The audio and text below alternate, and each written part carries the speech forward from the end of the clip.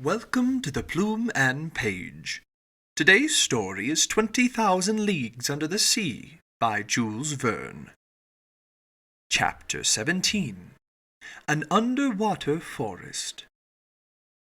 We had finally arrived on the outskirts of this forest, surely one of the finest in Captain Nemo's immense domains.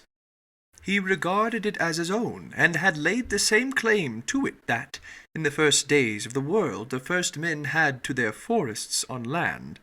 Besides, who else could dispute his ownership of this underwater property? What other, bolder pioneer would come, axe in hand, to clear away its dark underbrush? This forest was made up of big tree-like plants, and when we entered beneath their huge arches, my eyes were instantly struck by the unique arrangement of their branches, an arrangement that I had never before encountered. None of the weeds carpeting the seafloor, none of the branches bristling from the shrubbery crept or leaned or stretched on a horizontal plane. They all rose right up toward the surface of the ocean. Every filament or ribbon, no matter how thin, stood ramrod straight. Fucus plants and creepers were growing in stiff perpendicular lines, governed by the density of the element that generated them. After I parted them with my hands, these otherwise motionless plants would shoot right back to their original positions. It was the regime of verticality. I soon grew accustomed to this bizarre arrangement, likewise to the comparative darkness surrounding us. The sea floor in this forest was strewn with sharp chunks of stone that were hard to avoid. Here the range of underwater flora seemed pretty comprehensive to me, as well as more abundant than it might have been in the Arctic or tropical zones, where such exhibits are less common. But for a few minutes I kept accidentally confusing the two kingdoms, mistaking zoophytes for water plants, animals for vegetables. And who hasn't made the same blunder? Flora and fauna are so closely associated in the underwater world. I observed that all these exhibits from the vegetable kingdom were attached to the seafloor by only the most makeshift methods. They had no roots, and didn't care which solid objects secured them, sand, shells, husks, or pebbles. They didn't ask their hosts for sustenance, just a point of purchase.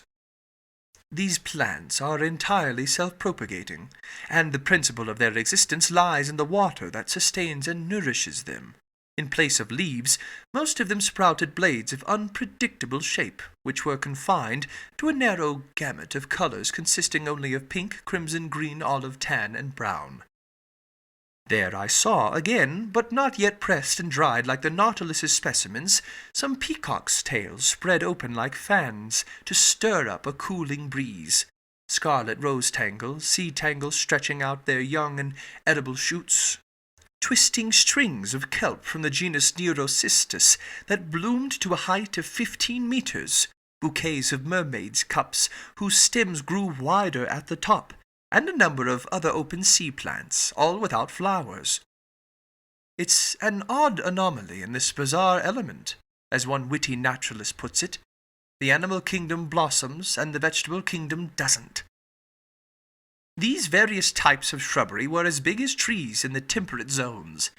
In the damp shade between them, there were clustered actual bushes of moving flowers, hedges of zoophytes in which there grew stony coral striped with twisting furrows, yellowish sea anemone from the genus Carophilia with translucent tentacles, plus an anemone with grassy tufts from the genus Zoantheria.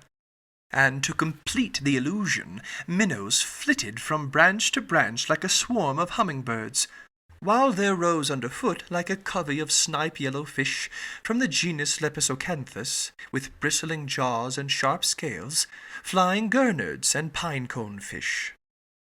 Near 1 o'clock, Captain Nemo gave the signal to halt.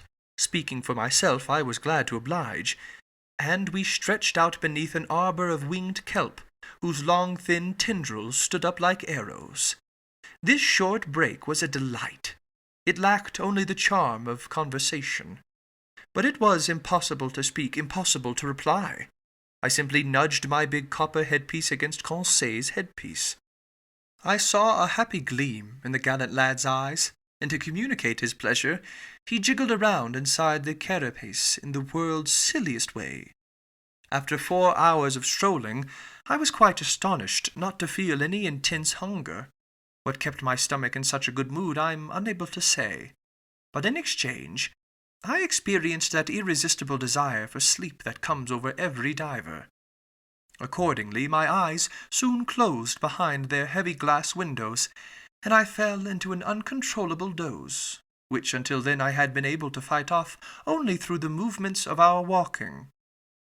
Captain Nemo and his muscular companion were already stretched out in this clear crystal, setting us a fine nap-time example.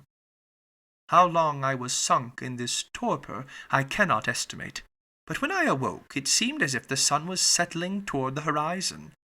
Captain Nemo was already up, and I had started to stretch my limbs, when an unexpected apparition brought me sharply to my feet. A few paces away, a monstrous meter-high sea spider was staring at me with beady eyes, poised to spring at me. Although my diving suit was heavy enough to protect me from this animal's bites, I couldn't keep back a shudder of horror. Just then Conseil woke up, together with the Nautilus's sailor. Captain Nemo alerted his companion to this hideous crustacean, which a swing of the rifle but quickly brought down, and I watched the monster's horrible legs writhing in dreadful convulsions. This encounter reminded me that other, more daunting animals must be lurking in these dark reaches, and my diving suit might not be adequate protection against their attacks. Such thoughts hadn't previously crossed my mind, and I was determined to keep on my guard. Meanwhile, I had assumed this rest period would be the turning point in our stroll, but I was mistaken. And instead of heading back to the Nautilus, Captain Nemo continued his daring excursion. The seafloor kept sinking, and its significantly steeper slope took us to greater depths. It must have been nearly 3 o'clock when we reached a narrow valley gouged between high vertical walls and located 150 meters down. Thanks to the perfection of our equipment, we had thus gone 90 meters below the limit that nature had, until then, set on man's underwater excursions. I say 150 meters, although I had no instruments for estimating this distance. But I knew that the sun's rays, even in the clearest seas, could reach no deeper. So at precisely this point, the darkness became profound. Not a single object was visible past 10 paces. Consequently, I had begun to grope my way when suddenly I saw the glow of an intense white light. Captain Nemo had just activated his electric device. His companion did likewise. Conseil and I followed suit. By turning a switch, I established contact between the induction coil and the glass spiral, and the sea, lit up by our 4 lanterns, was illuminated for a radius of 25 meters. Captain Nemo continued to plummet into the dark depths of this forest, whose shrubbery grew ever more sparse. I observed that the vegetable life was disappearing more quickly than animal life. The open sea plants had already left behind the increasingly arid seafloor, where a prodigious number of animals were still swarming, zoophytes, articulate mollusks, and fish. While we were walking, I thought the lights of our Ruhmkorff devices would automatically attract some inhabitants of these dark strata. But if they did approach us, at least they kept at a distance, regrettable from the hunter's standpoint. Several times I saw Captain Nemo stop and take aim with his rifle. Then, after sighting down its barrel for a few seconds, he would straighten up and resume his walk. Finally, at around 4 o'clock, this marvelous excursion came to an end. A wall of superb rocks stood before us, imposing in its sheer mass. A pile of gigantic stone blocks, an enormous granite cliffside pitted with dark caves, but not offering a single gradient we could climb up. This was the underpinning of Crespo Island. This was land. The captain stopped suddenly. A gesture from him brought us to a halt, and however much I wanted to clear this wall, I had to stop. Here ended the domains of Captain Nemo. He had no desire to pass beyond them. Farther on lay a part of the globe he would no longer tread underfoot. Our return journey began. Captain Nemo resumed the lead in our little band, always heading forward without hesitation. I noted that we didn't follow the same path in returning to the Nautilus.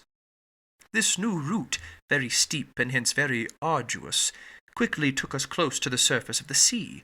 But this return to the upper strata wasn't so sudden that decompression took place too quickly, which could have led to serious organic disorders and given us those internal injuries so fatal to divers. With great promptness the light reappeared and grew stronger, and the refraction of the sun, already low on the horizon, again ringed the edges of various objects with the entire color spectrum. At a depth of 10 meters, we walked amid a swarm of small fish from every species, more numerous than birds in the air, more agile too. But no aquatic game worthy of a gunshot had yet been offered to our eyes. Just then I saw the captain's weapon spring to his shoulder and track a moving object through the bushes. A shot went off, I heard a faint hissing, and an animal dropped a few paces away, literally struck by lightning. It was a magnificent sea otter from the genus Enhydra, the only exclusively marine quadruped. 1.5 meters long, this otter had to be worth a good high price. Its coat, chestnut brown above and silver below, would have made one of those wonderful fur pieces so much in demand in the Russian and Chinese markets. The fineness and luster of its pelt guaranteed that it would go for at least 2,000 pounds. I was full of wonderment at this unusual mammal, with its circular head adorned by short ears, its round eyes, its white whiskers like those on a cat, its webbed and clawed feet, its bushy tail. Hunted and trapped by a fisherman, this valuable carnivore has become extremely rare, and it takes refuge chiefly in the northernmost parts of the Pacific, where in all likelihood its species will soon be facing extinction. Captain Nemo's companion picked up the animal, loaded it on his shoulder, and we took to the trail again. For an hour plains of sand unrolled before our steps. Often the seafloor rose to within 2 meters of the surface of the water. I could then see our images clearly mirrored on the underside of the waves, but reflected upside down. Above us there reappeared an identical band that duplicated our every movement and gesture. In short, a perfect likeness of the quartet near which it walked, but with heads down and feet in the air.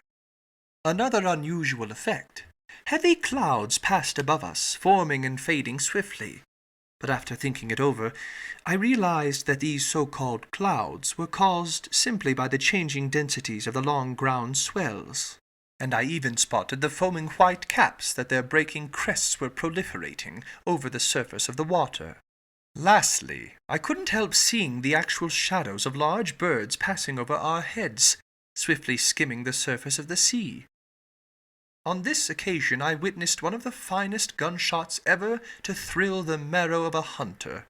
A large bird with a wide wingspan, quite clearly visible, approached and hovered over us. When it was just a few meters above the waves, Captain Nemo's companion took aim and fired. The animal dropped, electrocuted, and its descent brought it within reach of our adroit hunter, who promptly took possession of it. It was an albatross of the finest species, a wonderful specimen of these open-sea fowl. This incident did not interrupt our walk. For 2 hours we were sometimes led over plains of sand, sometimes over prairies of seaweed that were quite arduous to cross. In all honesty, I was dead tired by the time I spotted a hazy glow 1/2 mile away, cutting through the darkness of the waters. It was the Nautilus's beacon. Within 20 minutes we would be on board, and there I could breathe easy again, because my tank's current air supply seemed to be quite low in oxygen. But I was reckoning without an encounter that slightly delayed our arrival. I was lagging behind some 20 paces when I saw Captain Nemo suddenly come back toward me. With his powerful hands he sent me buckling to the ground, while his companion did the same to Conseil. At first I didn't know what to make of this sudden assault, but I was reassured to observe the captain lying motionless beside me. I was stretched out on the seafloor directly beneath some bushes of algae. When I raised my head, and spied two enormous masses hurtling by, throwing off phosphorescent glimmers. My blood turned cold in my veins. I saw that we were under threat from a fearsome pair of sharks. They were blue sharks, dreadful man-eaters with enormous tails, dull, glassy stares, and phosphorescent matter oozing from holes around their snouts. They were like monstrous fireflies that could thoroughly pulverize a man in their iron jaws. I don't know if Conseil was busy with their classification, but as for me, I looked at their silver bellies, their fearsome mouths bristling with teeth, from a viewpoint less than scientific, more as a victim than as a professor of natural history. Luckily, these voracious animals have poor eyesight. They went by without noticing us, grazing us with their brownish fins. And miraculously, we escaped a danger greater than encountering a tiger deep in the jungle. Half an hour later, guided by its electric trail, we reached the Nautilus. The outside door had been left open, and Captain Nemo closed it after we re-entered the first cell. Then he pressed a button. I heard pumps operating within the ship. I felt the water lowering around me, and in a few moments the cell was completely empty. The inside door opened, and we passed into the wardrobe. There our diving suits were removed, not without difficulty, and utterly exhausted, faint from lack of food and rest, I repaired to my stateroom, full of wonder at this startling excursion on the bottom of the sea.